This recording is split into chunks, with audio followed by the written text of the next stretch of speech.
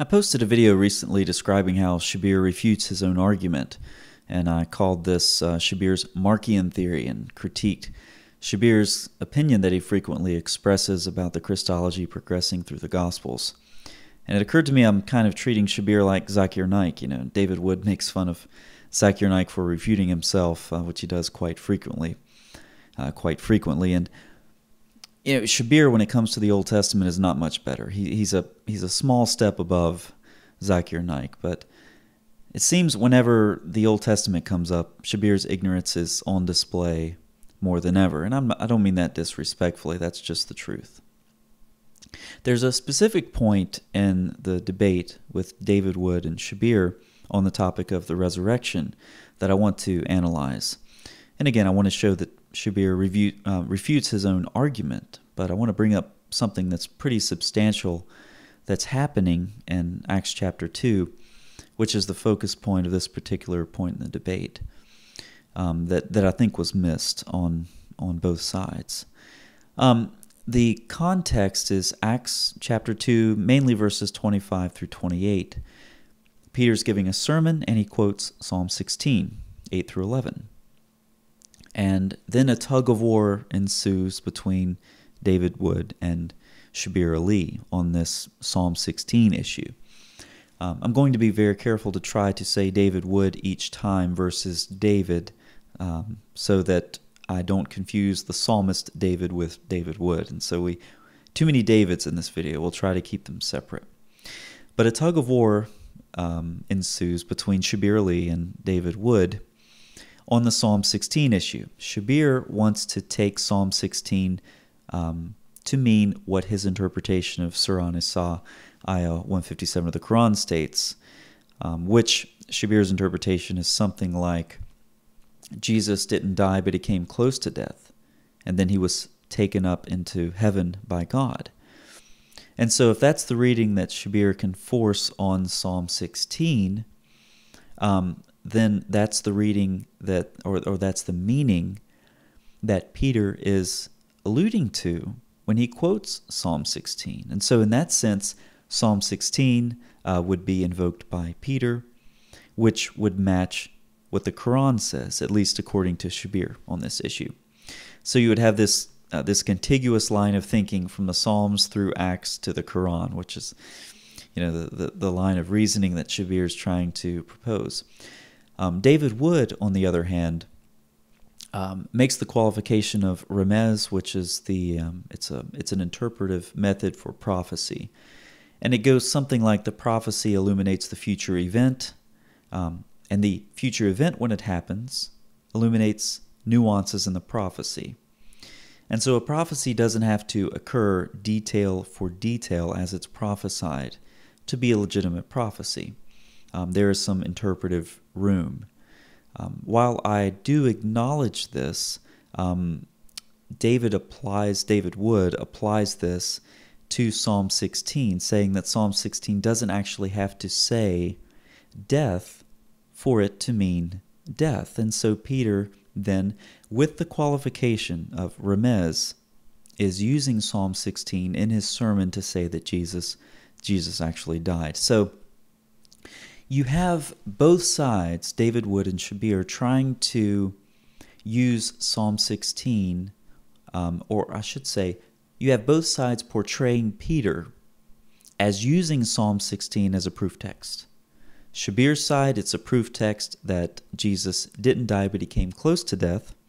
And on David Wood's side, it's a proof text with the qualification of Ramez that Jesus actually died. Now, Shabir tries to force his reading of Surah 4 in the Quran onto Psalm 16 at his own peril, because when he does this, he demonstrates, again, a lack of knowledge with the Old Testament and with David's worldview. And I'm going to pause at this point to take a drink because I have an extremely dry throat. So, with that being said, David would have had one of two options in mind writing Psalm 16. One option would be that you die and you go to the underworld, to the realm of the dead, to Sheol. The other option, and this would be expressed in Psalm 49, would be that you die and you go to the underworld, and hopefully God will rescue you from Sheol. He will rescue you from the grave and take you to himself. So this would basically be one of two options that could have been going through David's mind. What would not have been going through David's mind is that he would not die, which is what Shabir is trying to force onto the text. This is ignorant. There's no basis for this whatsoever. In the Old Testament, in the history of Jewish thought on concepts surrounding death and resurrection, or in David's view, in the Psalms, it's just not there. It's not an option for David. And so Shabir is trying to force an utterly inappropriate interpretation of the psalmist David's words in Psalm 16, that it just can't be. The text cannot sustain it, and David's worldview cannot sustain the reading that Shabir is trying to impose. So that's the first big problem. But the second big problem comes from this notion that Peter is using Psalm 16 as a proof text for anything related to Jesus' death. That's just not the case. Peter's not doing that. Why? For the very simple reason that Peter does not need a proof text for Jesus' death. And David Wood even notes at some point around the 1 hour, 5 minute point, or actually probably around the 1 hour and 20 minute point. That's when David says has his rebuttal to Shabir's perspective on Psalm 16. David Wood notes that Peter says outright that Jesus died twice, leading up to his quotation of Psalm 16. But Peter doesn't try to prove it, and that's not why Peter uses Psalm 16. Peter doesn't try to prove Jesus' death. He doesn't have to prove Jesus' death because everyone at the time, everyone listening to Peter's sermon knew that Jesus died. You don't need a proof text for something everyone knows is obvious. Likewise, Peter does not try to prove that Jesus was raised. He simply says, "We are all witnesses to the fact," in verse 32.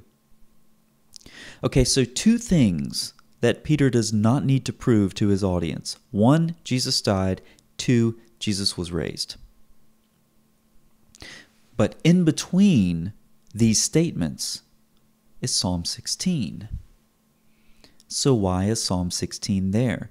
It is a proof text, but it's not a proof text for Jesus' death.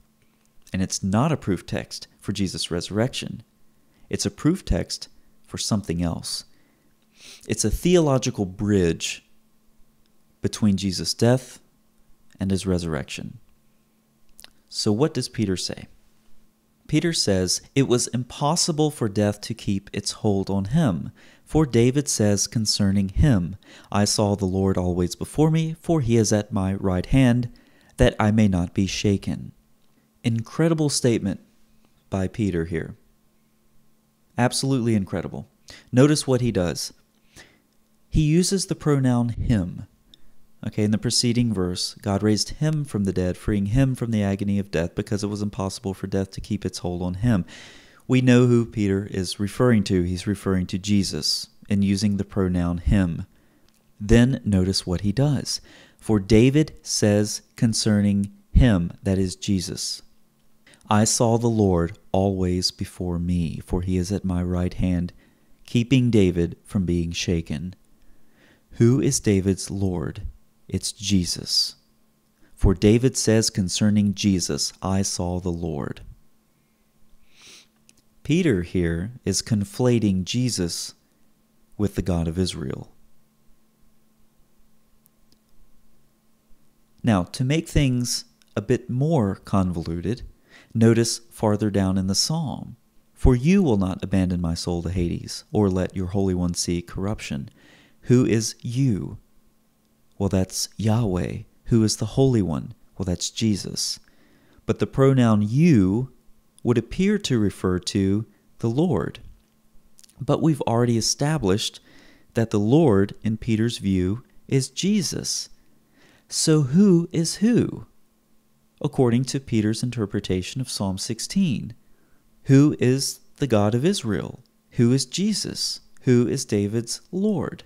If you think I'm treating the text dishonestly, just look later in the chapter, and it's actually in verse 34, where it says, David did not ascend to heaven, and yet he says, and then the quotation comes from Psalm 110, verse 1, the Lord said to my Lord, sit at my right hand. Who is the Lord? It's Yahweh. Who is my Lord? That is David's Lord. Who is David's Lord? Jesus. So my Lord is Jesus for David, according to Peter, and the Lord is Yahweh, and the Holy One is Jesus in Psalm 16, but the you is Yahweh, but David says concerning him, that is Jesus, I saw the Lord. Right? I'm presenting this purposefully rather confusing. I'm presenting this purposefully with the lines blurred because that's how it is in the text. And that's how it is in many texts throughout the Old Testament. Who brought Israel out of the land of Egypt? Was it Yahweh, or was it the mysterious angel of the Lord figure who had the name of Yahweh in him? Or was it Jesus? It depends on what text you read. Are you reading Exodus, Leviticus, Deuteronomy? Are you reading Jude? These are the type of texts where multiple divine persons are presented and the lines between them are blurred. The distinction between them is blurred. Theologians have already been through these texts, right? Texts like these are the source from which springs things like Trinitarian monotheism, because it's the only way to make sense of the text. Okay, so I tell you this because I want you to know what Peter is doing here is nothing new. It's been done for a long, long time.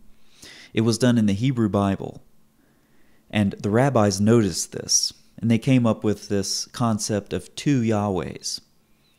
One in heaven, the invisible Yahweh, and then one that occasionally makes the appearance on earth. Now, they're still monotheists, but they're just trying to parse the texts, right? And the two powers in heaven, which is a book by Alan Siegel, the theology is a two powers theology, and the book is Two Powers in Heaven, again by Alan Siegel, and it traces this line of thinking throughout the history of Jewish theology.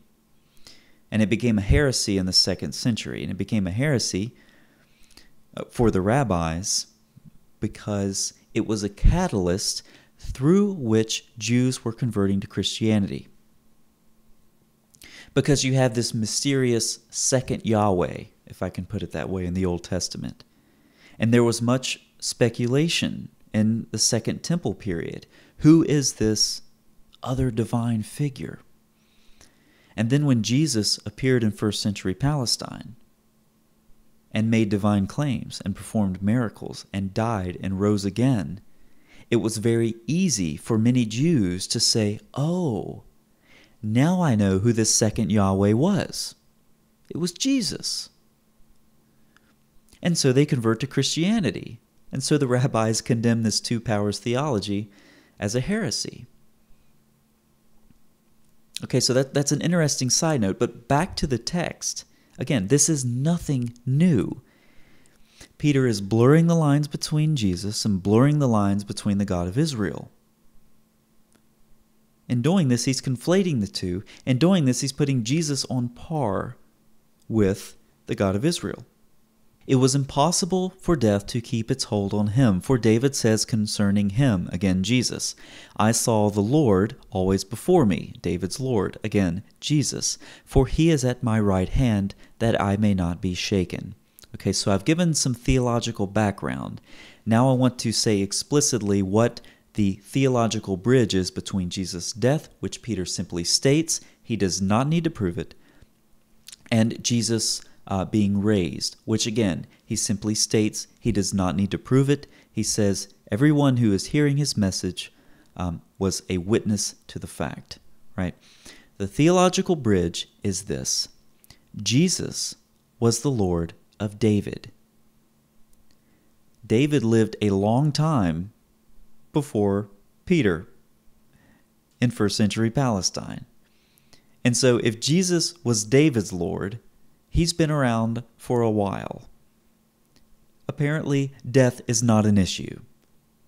And so it's impossible for death to keep its hold on him. Furthermore, David's God did not just pop into existence. David's Lord did not just pop into existence. David's Lord existed necessarily from eternity past. And so again, we expand the argument.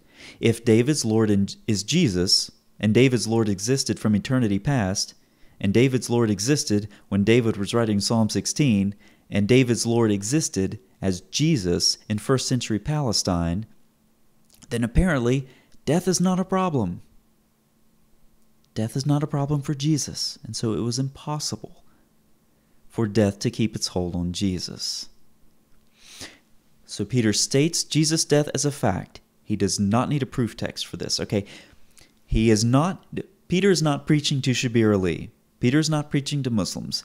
Peter is not preaching to the only group of people in the world who deny that Jesus died, based on one verse in the Quran, contrary to the mountain of evidence that states that Jesus did die by crucifixion outside of Jerusalem in first century Palestine under Pontius Pilate. Okay, every serious-minded scholar acknowledges this, except for Muslims, except for Shabir. Okay, that was not the crowd that Peter was preaching to. Peter was preaching to a crowd that acknowledged the fact of Jesus' death. He doesn't need to prove it. He doesn't prove the resurrection. He doesn't need to prove that Jesus was raised. He says we're all witnesses. He takes these two things for granted. What Peter needs is a theological bridge between the two. That's why he needs a proof text, and that's why he brings up Psalm 16. The Lord of David was Jesus. He's been around for a long time, and so death has no power over him. That's what Peter's doing with Psalm 16.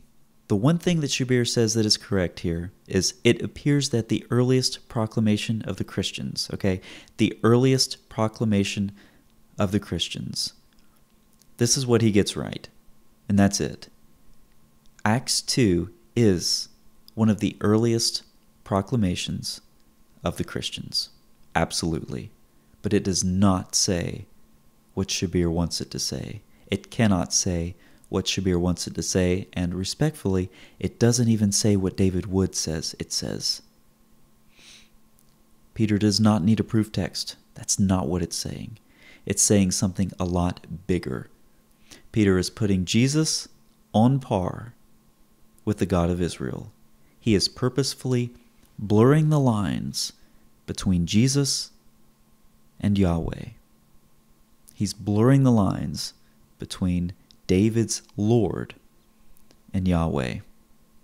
And so the earliest proclamation has nothing to do with Shabir's interpretation of Surah An-Nisa, Ayah 157 of the Quran. Nothing. The earliest proclamation has everything to do with putting Jesus on par with the God of Israel. And that's why Shabir's argument, again, is self-refuting. I almost said Zakir Naik, but it's Shabir this time. What is it with these Islamic apologists and their self-refuting arguments? I guess it makes them easy to debate.